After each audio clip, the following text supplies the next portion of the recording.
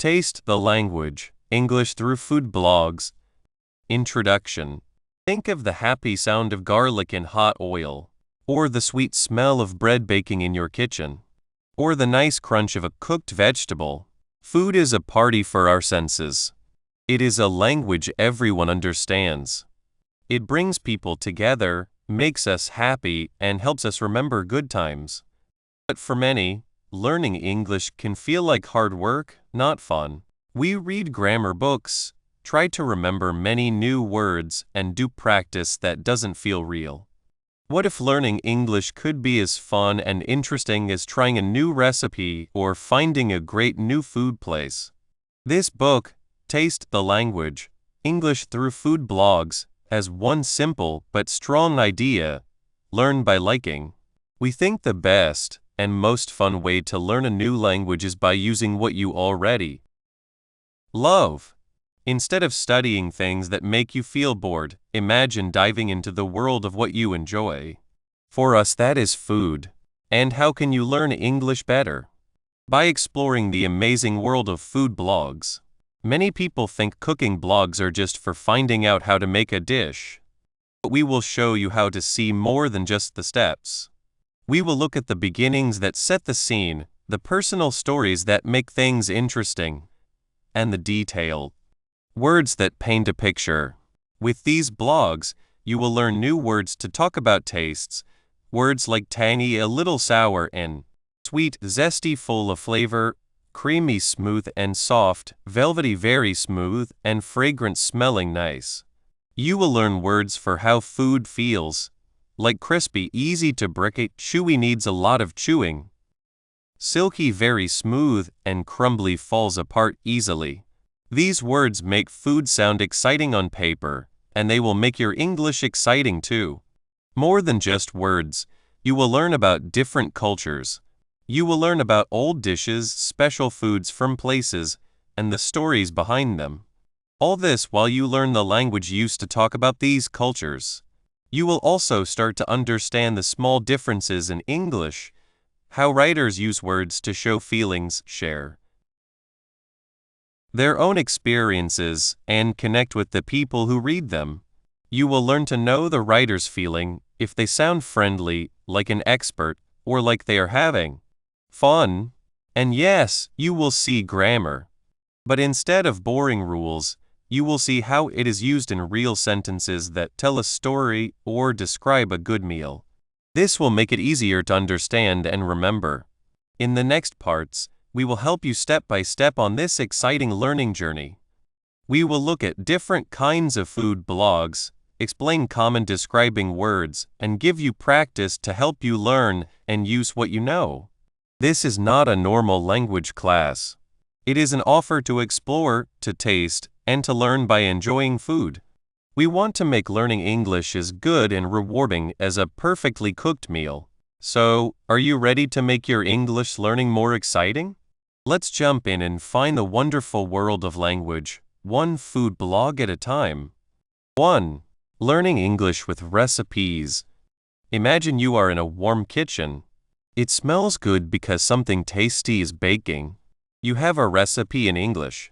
It might look like just a list of things and steps. But for someone learning English, this recipe is a special treasure. This is where learning English through what you like starts to taste good, using cooking blogs to help you learn.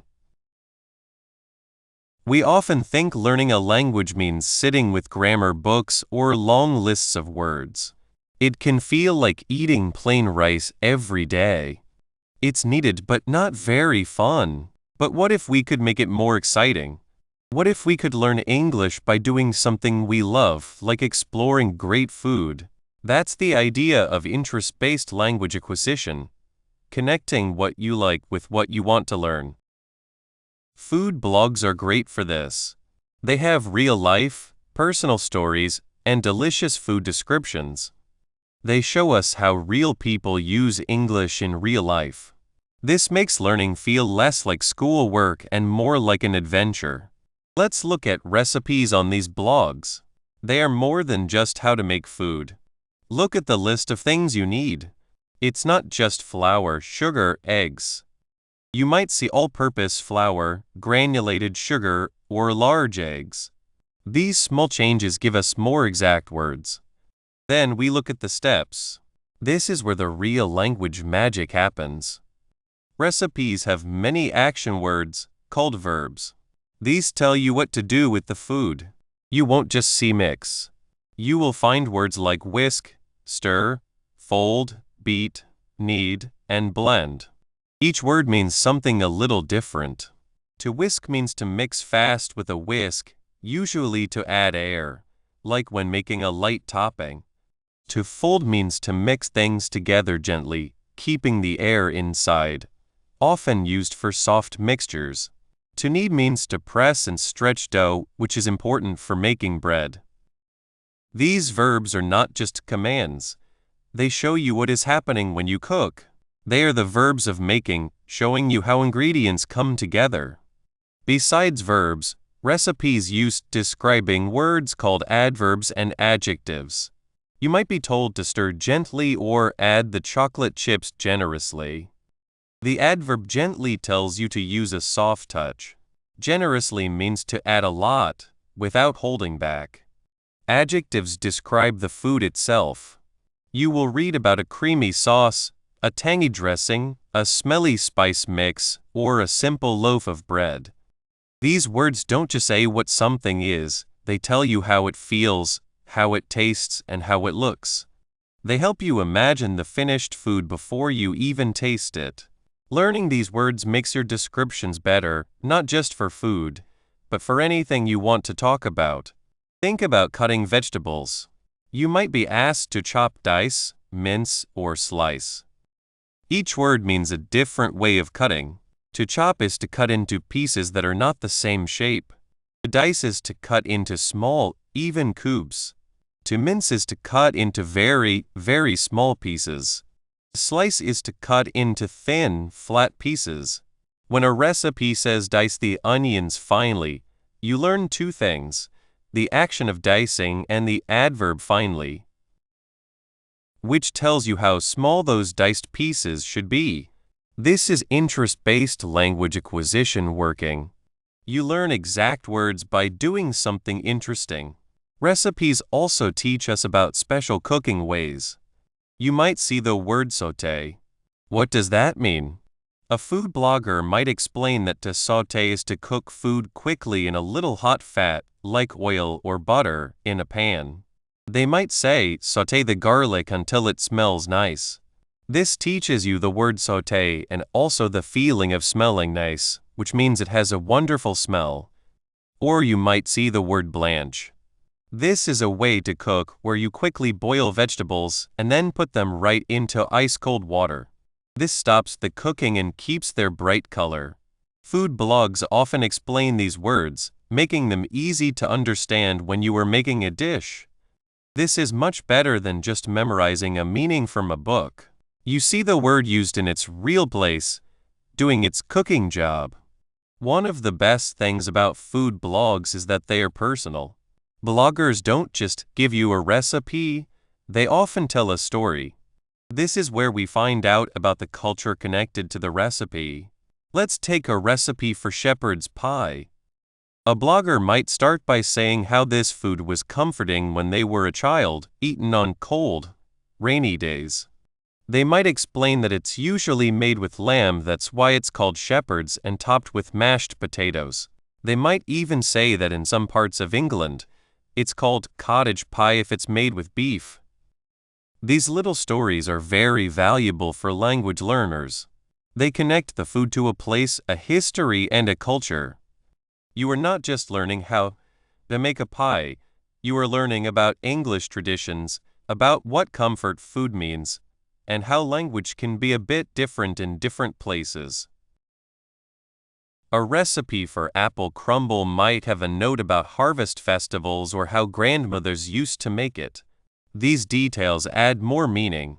They help you understand not just the words, but the feelings and experiences connected to them.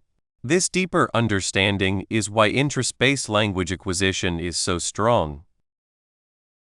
It's about learning the language in its full, lively setting, not just as single words.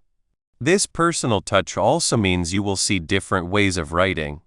Some bloggers are very exact and scientific with their instructions. Others are more like poets, using many descriptions. This variety shows you more types of English. You learn how to share information clearly, but also how to create feelings and set a mood. This is where words that appeal to your senses come in. Food bloggers are very good at using words that make you see, smell, taste, touch, and even hear. They don't just say the cake is good. They might describe it as having a smooth texture, a bright lemon topping, a crispy, brown crust, or a wonderful smell. Smooth texture makes you think of something soft and even. Bright suggests a strong, slightly sour taste, often from fruits like lemons. Crispy makes you think of a satisfying sound when you bite it, and brown shows a warm, nice color. Wonderful smell describes a smell so good it's almost too much, in a good way. When a recipe talks about the comforting warmth of a stew or the satisfying crunch of fresh bread, you are not just learning new words. You are learning how to use words to create an experience for the person reading.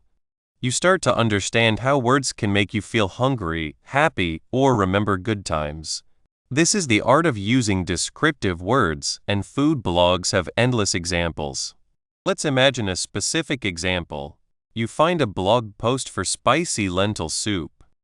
The blogger, let's call her Anya, starts by saying, "This soup is what I make when it's cold outside. It's filling, warm, and has just the right amount of spice to make your taste buds feel awake." Filling. This word means the soup is enough to make you feel full and satisfied, good for a main meal. Warm. This describes not just how hot the soup is, but also the feeling it gives you. Cozy and comfortable. Spice. This is a more casual word, meaning a strong, exciting flavor, often from things like chili.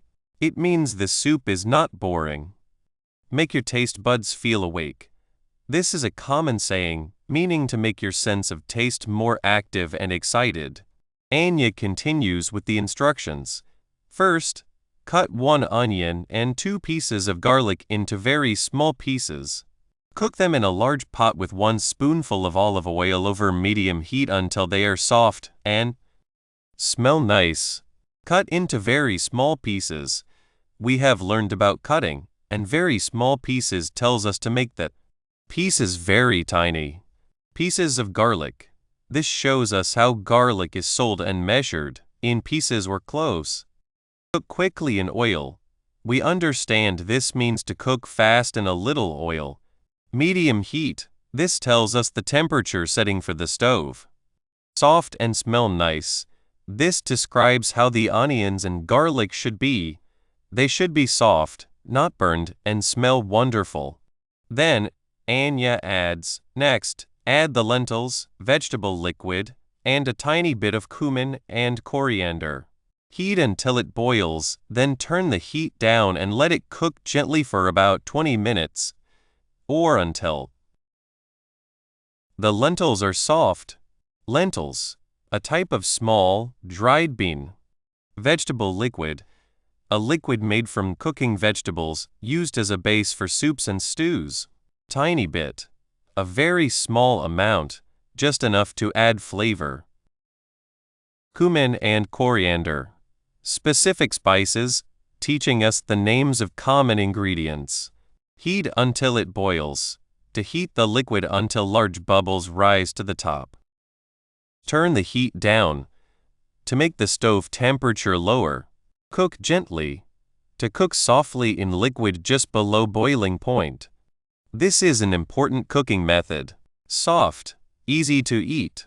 Finally, Anya might suggest serving this soup with a small amount of yogurt and some fresh green leaves. For an extra fresh taste, she writes, add chopped green leaves as decoration. Small amount of soft food. A small amount of soft food, like cream or yogurt, placed on top. Scatter small pieces. To scatter small pieces over something.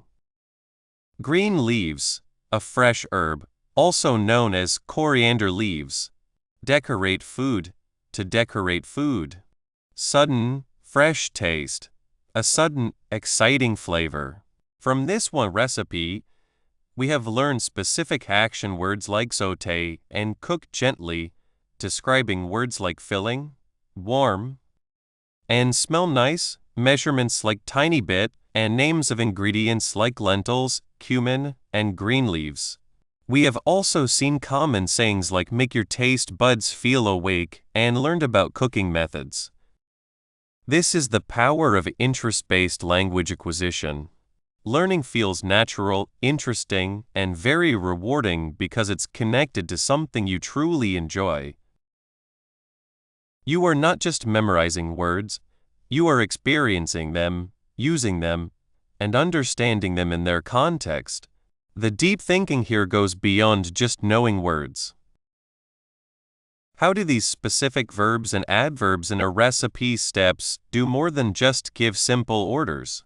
They teach you exact cooking actions and what the result should be. They teach exactness by giving you a special set of words for actions that have small, but important effects on the final food. Stirring can be done hard, softly, or in a circle. Each way changes how the food feels and looks. Folding is not the same as beating. One keeps air, the other adds it. The adverbs with these verbs, softly, fast, slowly, guide the cook to the perfect result. They teach learners not just the action, but the way to do the action. This is very important for understanding small differences in how food turns out, and also for understanding how to describe things well. They show that English has specific words for specific actions, allowing for more exact and interesting talking. And what about the culture? What is one example of a cultural idea or a piece of history that a food blogger might share with a recipe, and how does this help the reader understand both the food and food words and culture? Sometimes, when I look at a website about food, I stop not just because the food looks good. I stop because of the words. It feels like there's a secret language and I'm starting to understand it. This is where the real fun begins. It makes learning English feel less like schoolwork and more like a tasty adventure. You see, food websites are much more than just recipes. They show us different cultures, tell stories, and show how people share their feelings in beautiful, colorful ways. Think about it. When someone writes about a dish, they don't just say, "This tastes good." No, they use words to paint a picture. They might say a sauce is smooth like velvet, making you imagine how soft and rich it is. Or maybe a cookie is hard on the edges, soft in the middle, helping you almost feel the different textures. As you read, they use words like fresh, sour, sweet, salty, and smelly. These are not just random words. They are chosen carefully to make you experience the food even before you make it. It's like they are giving you a little taste through your eyes. This kind of describing helps make reading food websites fun. It shows us how English can be very expressive. A few good words can make us feel hungry and excited. This is a big part of learning by doing what you like, using something you love, like food, to find new ways words work. But it's even more than just describing taste and feel. Many food websites share food from different parts of the world. When they do, they often bring special words with them. These are words tied to a place, a tradition, or a way of life.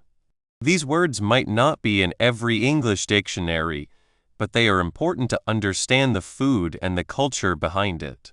For example, you might read about making a tasty Italian pasta sauce. The writer might say they need to make a good soffritto. If you are just starting to learn English, you might wonder, what is that? But when you look it up, or when the writer explains it, usually by saying it's finely chopped onions, carrots, and celery cooked slowly in olive oil, you learn more than just a new word. You learn about a basic part of many Italian dishes. You learn that this simple mix of vegetables is the start of so much flavor. You are learning a word, a skill, and a cultural habit. Or maybe you find a website about Japanese cooking. You will soon see the word umami. This is not a word English speakers made up. It's a Japanese word that means a special, savory taste. People often call it the fifth taste after sweet, sour, salty, and bitter. When a writer talks about the umami in mushrooms or soy sauce, they are not just saying it's tasty. They are pointing to a very special feeling, a deep flavor that makes food satisfying and complex. Learning umami helps you think about taste in a new way. It connects you to another culture and its food language. These special words are like secret keys. They open doors to understanding traditions, history, and the heart of a type of food. When a writer uses a word like mole for a Mexican sauce, or tajin for a Moroccan stew, they are not just naming an ingredient or a dish. They are inviting you into a cultural conversation. They are sharing something with deep roots, something people have been making, eating, and loving for a long time. This is the beauty of learning by doing what you like. It shows us that learning a language is also about learning about people and their lives. Food websites are great for this. More than just specific words, the way a food writer writes about food often tells a story about them. Their background and culture show through their words. Think about a writer who grew up in a certain country. They might describe a holiday dish not just as food, but as a memory.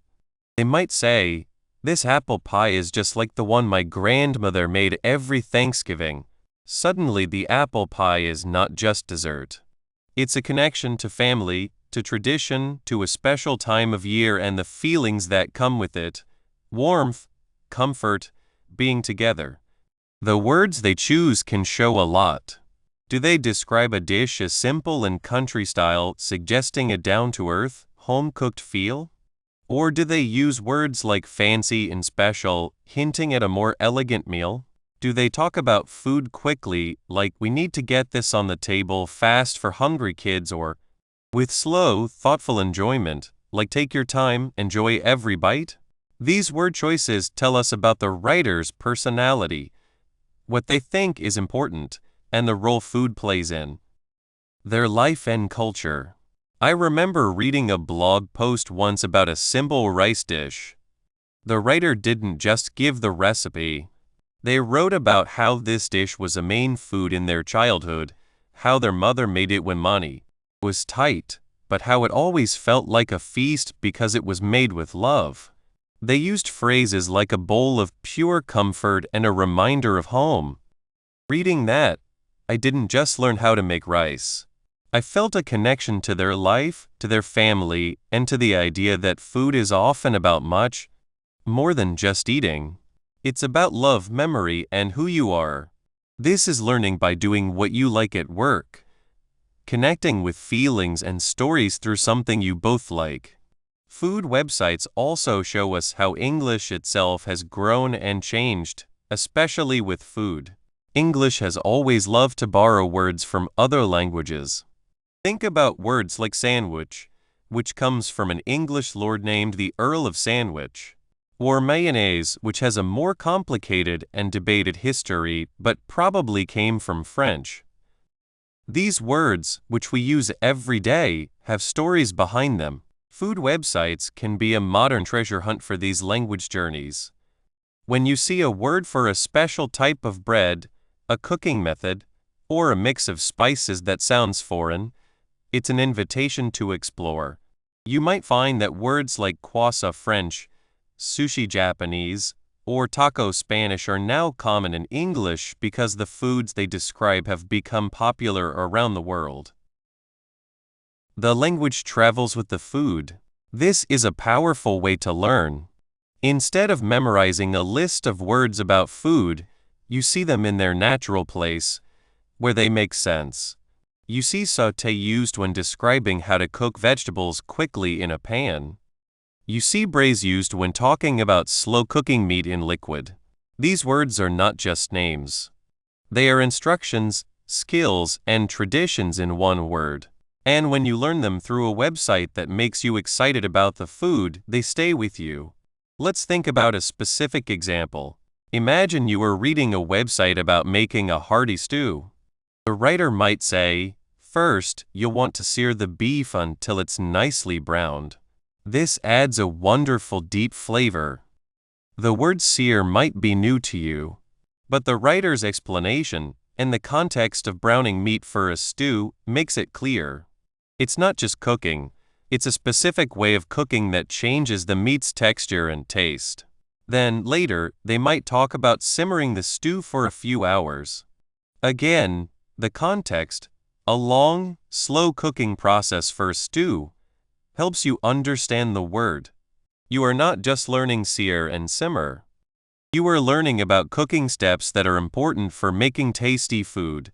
This is exactly what learning by doing what you like is all about. Learning language by doing, by experiencing, and by being curious about something you enjoy. Food websites also show us the casual, friendly side of English. They often use short forms like don't, can't, and it's. They might use exclamation points to show excitement. This cake turned out perfectly. They might even use emojis to add some fun. This is the kind of English people actually use when they are talking to friends or sharing something they care about. It's very different from the formal language you might find in a book. Think about how a writer might describe a baking mistake. Instead of a dry, factual report, they might write, "Oh no, my cookies spread out way too much and turned into one giant, flat cookie. What a mess." This kind of everyday language, with its slight exaggeration and emotional tone, is very helpful for learners. It shows you how to express yourself naturally, how to show feelings like surprise or disappointment. It's this real, human voice that makes food websites such a great resource. The questions we've thought about: what describing words are used, how special words open up cultures, and how personal stories shape language, are key to understanding this. When we ask ourselves why a writer chose a particular word, we're not just looking at a definition. We are looking into the meaning, the feeling, and the cultural background. For example, why might a writer describe a soup as hearty instead of just filling? Hearty suggests warmth, comfort, and a large, satisfying meal, often linked to colder weather or a feeling of well-being. It's a word with more feeling. In the same way, understanding words like al dente when talking about pasta is important. It's not just about saying the pasta is cooked. It's about a specific texture, firm when you bite it. That is highly valued in Italian cooking. When a writer says their pasta is cooked al dente, they are showing respect for the tradition and their understanding of what makes that dish truly real and tasty. This is the cultural language in use, and it's a very important part of learning English through food websites. In the end, food websites show us that language is alive. It's not just a set of rules. It's a way for people to connect, to share what they love, and to show their own viewpoints. By paying attention to the words, the stories, and the cultural hints in these websites, we are doing more than just learning English. We are starting a journey of discovery, led by our own interests, and finding that the most delicious way to learn is often through the things we love the most. This is the power of learning by doing what you like, and food websites are a perfect way to do it. As we have seen, the language in food websites is like a colorful blanket, mixing descriptions, cultural words, and personal stories. This close look at how words paint pictures and tell stories, while also connecting us to different cultures, gets us ready for our next step. We will now move from the words themselves to the way they are put together, looking at how the very shape and flow of website writing can make our English learning journey even easier and more fun. 3. Tasty descriptions. When you start looking at English food blogs, you might think they are just about how to make food, like a simple list of what you need and what to do. But if you look closer, you will see there is much more. Food bloggers are like artists. Their words are their paint. They use words to make food sound not just good, but very, very good. This is where we can learn English in a fun way. We learn by tasting the words they use to talk about their food. Think about this. A recipe might say, add sugar. But a food blogger might write, add a big spoonful of sugar. It is just enough to make the fruit taste sweeter. This makes a lovely balance. Do you see the difference? They are not just telling you what to do. They are inviting you to feel like you were there. They use words that help you imagine the taste, the smell, and how the food feels in your mouth. This is a perfect way to learn English because you love food and cooking. Instead of learning boring word lists, you find words that are exciting and useful. These are words that bloggers use every day to share what they love. Tasty words. Food is a treat for all our senses. Great food bloggers use words to make that treat come alive for people reading their blogs. They do not just tell you what is in the food. They make you feel it. They want you to imagine the nice smell filling your kitchen. They want you to imagine the nice sound when you bite into something, or the soft, warm feeling of soup. This is why descriptive words, or adjectives, are so important in food blogs.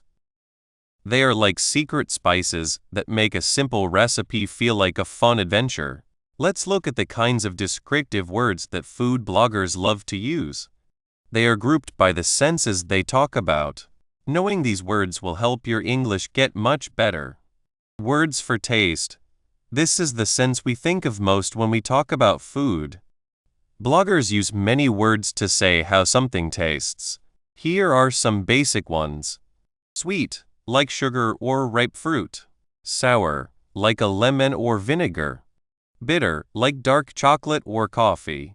Salty, like the sea or pretzels. Savory, this is a great word. It means having a nice salty or spicy taste, but not sweet. Think of a tasty stew or roasted vegetables. But they use more. They might say a dish is tangy, a sharp, lively, or slightly sour taste, like a good salad dressing. Zesty, full of zest.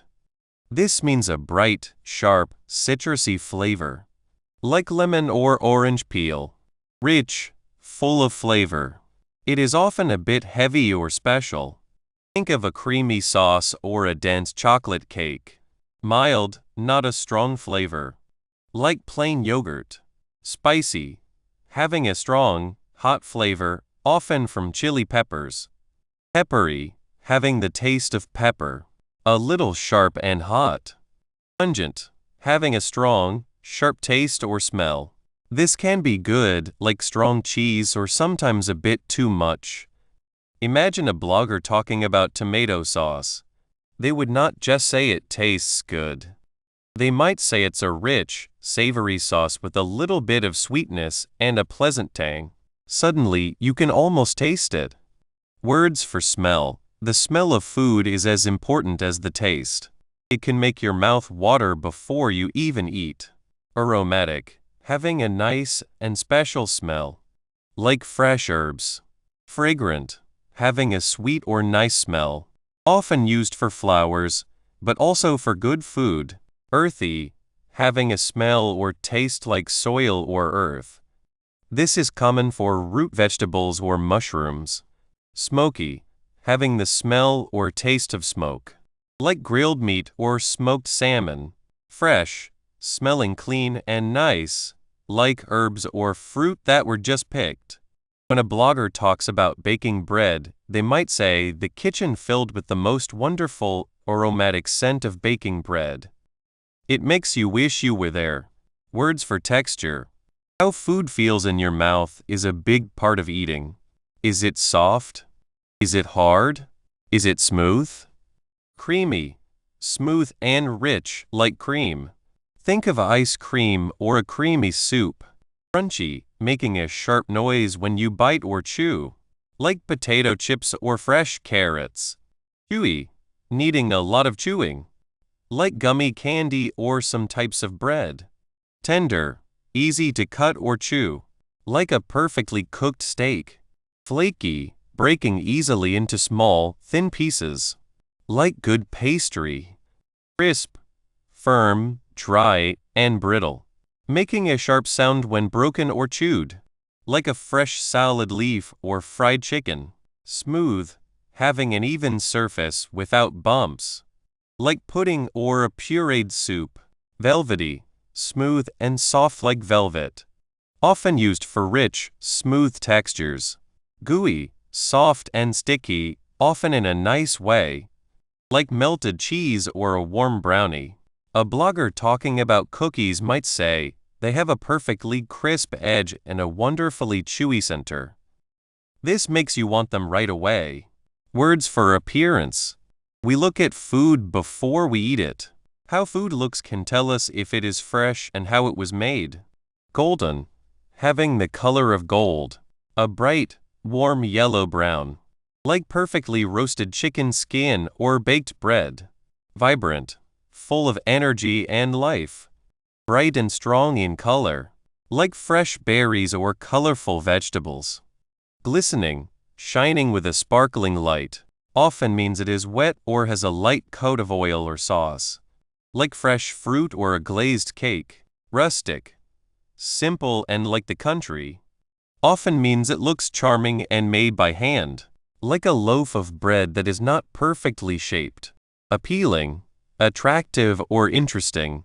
Colorful, having many bright colors.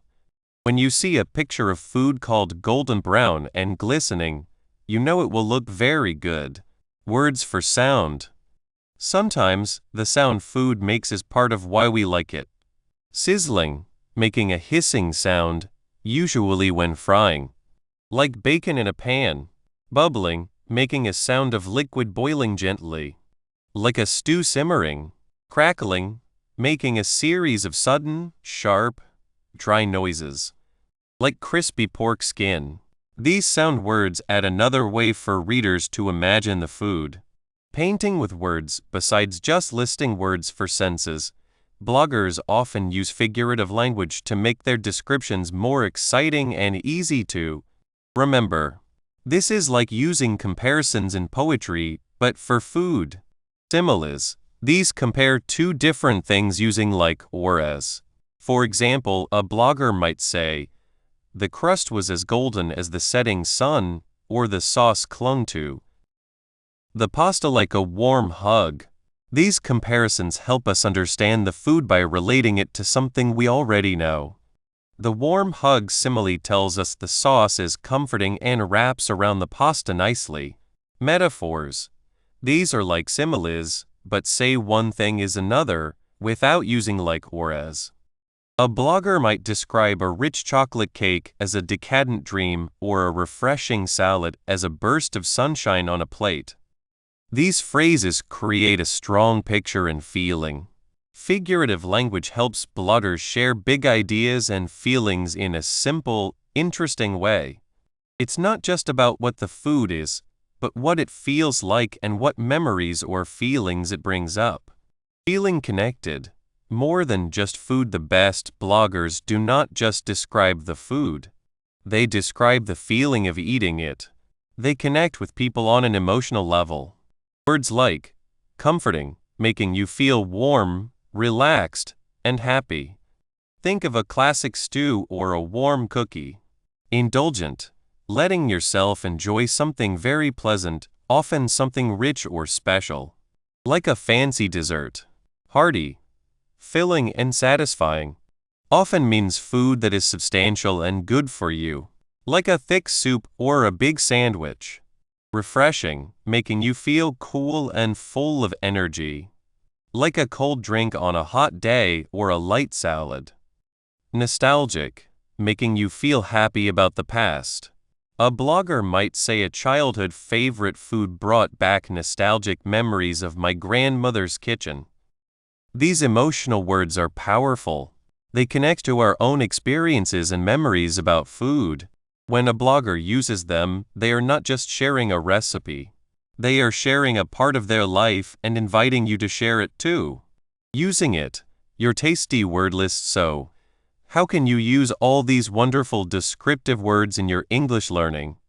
It's easy. Read actively. 1. Mark and write down. When you read a food blog, keep a special notebook or a note on your phone. When you see a descriptive word that seems interesting or that you don't fully understand, mark it. Write it down. 2. Find meanings. After you find a few words, look up what they mean.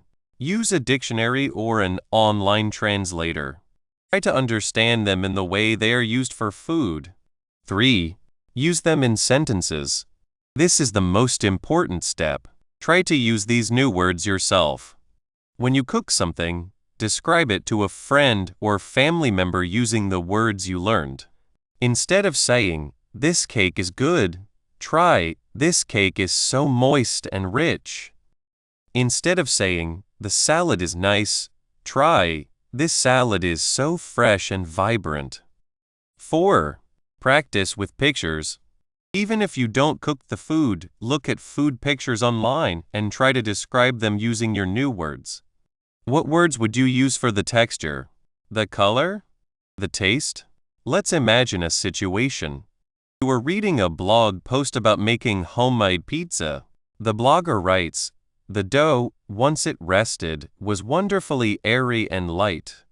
When baked, the crust became a perfect golden brown color, with a satisfyingly crisp outside that gave way to a tender, chewy inside. The tomato sauce was bright and zesty, a perfect match for the rich, melted mozzarella that stretched in lovely, gooey strings." You might find these words: airy, light and full of air. Light, not heavy. Golden brown color, the color of gold brown. Satisfyingly crisp, pleasantly crunchy. Tender, easy to chew. Chewy, needing chewing. Bright, lively and strong for taste. Zesty, sharp and lively for taste. Rich, full of flavor. Lovely, very pleasant. Gooey, soft and sticky. You write these down. Later, you make your own pizza. You might tell your friend, "My pizza crust was golden brown and it was crisp on the outside but tender inside. The sauce was bright and zesty." You are not just speaking English, you are speaking delicious English. This way of actively using the descriptive words in food blogs is a key part of interest-based language acquisition. 4. Cooking and conversation. Learning English is like a big adventure. Sometimes, the best way to explore is by following what you love, like your favorite foods. Loving something, like cooking, can be your special trick to learn new words and understand how people really talk. We call this learning by interest. It makes learning fun and easy, like finding a secret path in a garden instead of a plain road. You get to enjoy everything you see and learn. Cooking and talking. Think about your favorite food. Maybe it's warm soup, a sweet cake, or spicy food that makes your tongue happy. Now, imagine reading about that food on a website, not just in a cookbook. These websites, called food blogs, are like online kitchens where people share their love for cooking. But here's a secret: they are also great places to learn English. They teach you more than just how to cut vegetables or turn on an oven. They open up a whole world of words, feelings, and even friendships. When you look at a food blog, you see more than just a list of things to cook with. You step into someone's kitchen and hear their story. Bloggers often tell you why they love a certain dish. Maybe it's a recipe from their grandma, something they found on a trip, or something they made because they really wanted it. They use words to help you imagine it. Instead of saying the cake was good, they might say it was very soft and rich or full of fresh lemon taste. They might describe a pie with a crispy, brown top or chocolate cream with a smooth, soft feel. These describing words are like colorful spices for learning English. You see how writers use words that describe things like soft, rich, crispy, brown, and words that describe actions or descriptions like very, freshly, perfectly to make food sound amazing. They might even use words in a fun way, like saying a sauce dances on your tongue or a spice whispers secrets from far away. These phrases are not meant to be taken literally, but they help you feel what it's like to eat the food. This is where learning by interest works best. You learn these words because you are excited about the food they describe. It's much better than just memorizing words from a book, right? You don't just learn words, you learn how to feel the language, just like you feel the taste of good food. Let me tell you about something that happened to me. I was reading a blog about making bread. The writer described how she pressed and folded the dough. She didn't just say she pressed the dough. She wrote, "I pushed and folded the dough, feeling it change under my hands, becoming smooth and stretchy, like a soft hug." She also talked about the smell of yeast that filled her kitchen. Suddenly, I learned the word stretchy and smell in a way that felt very real. I could almost smell the bread and feel the dough. This is the magic of food blogs. They put language into an experience, making it easy to remember. But the fun doesn't end with what the writer says. Food blogs are also like busy places where people talk thanks to their comment section. After a blogger shares a recipe, people from all over the world share their thoughts. This is where the talking part of cooking and talking really happens. It's like sitting at a big, friendly table with people who also love food. You will see people ask questions. Can I use almond milk instead of regular milk?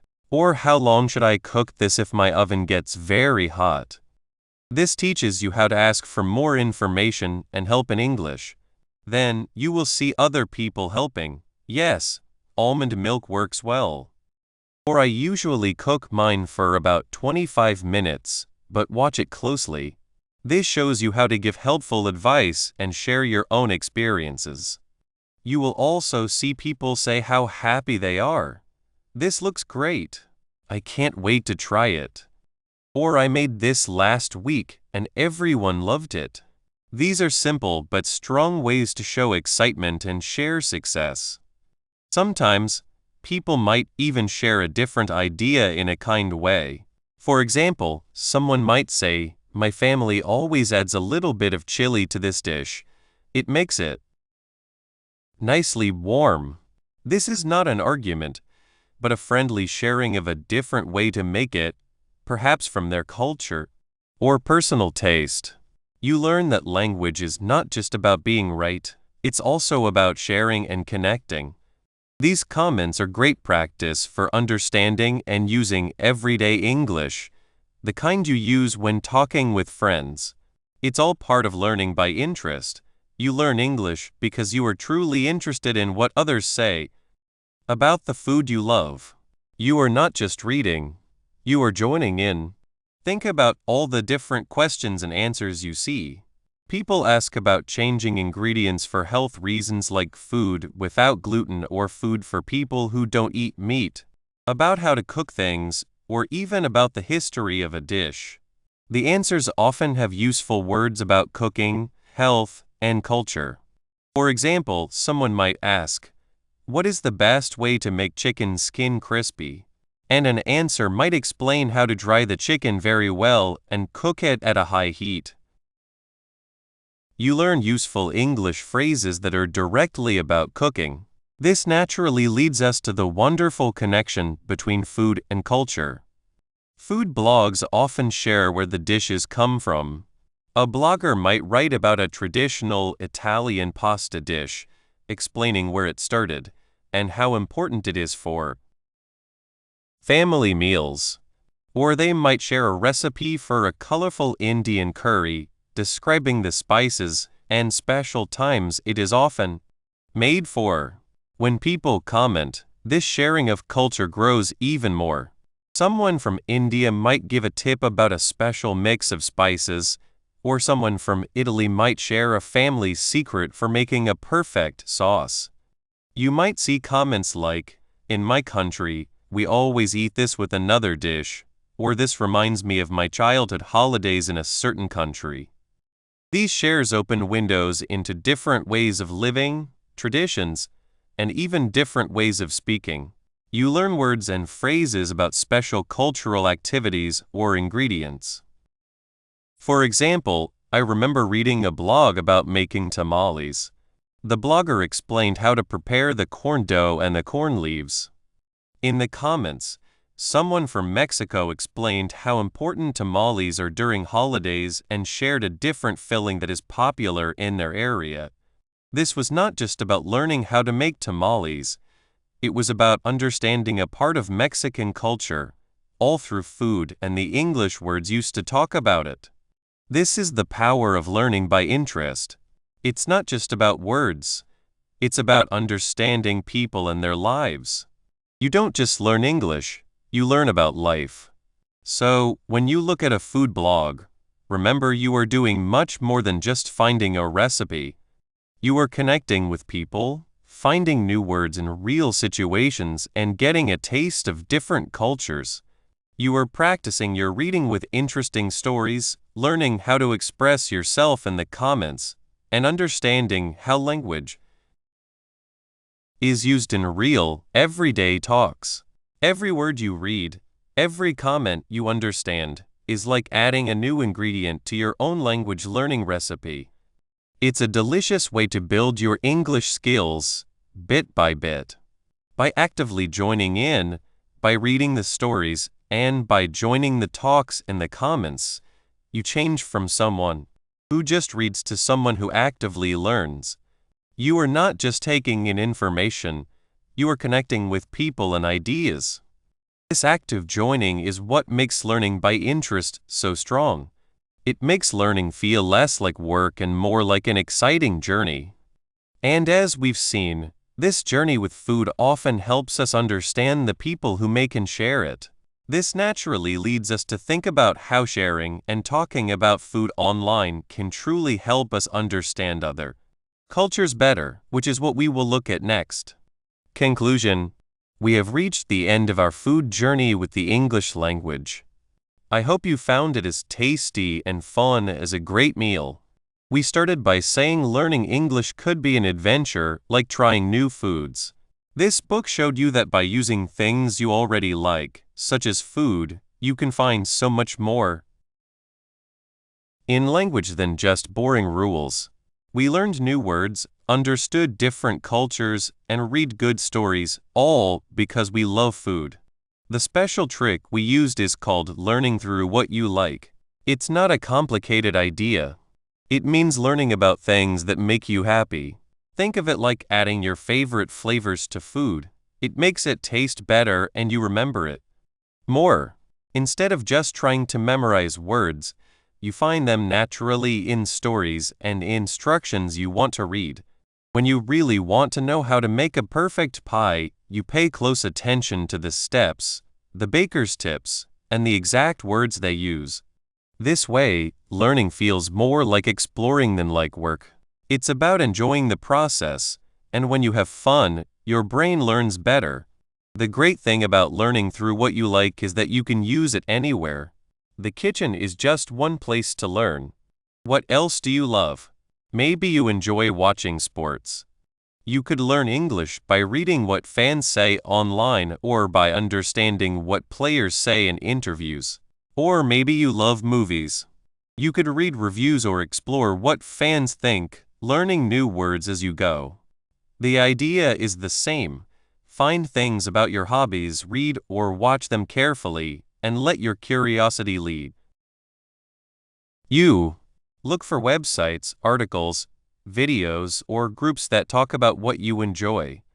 Don't just glance at them, really look at the words, how sentences are built, and what they truly mean.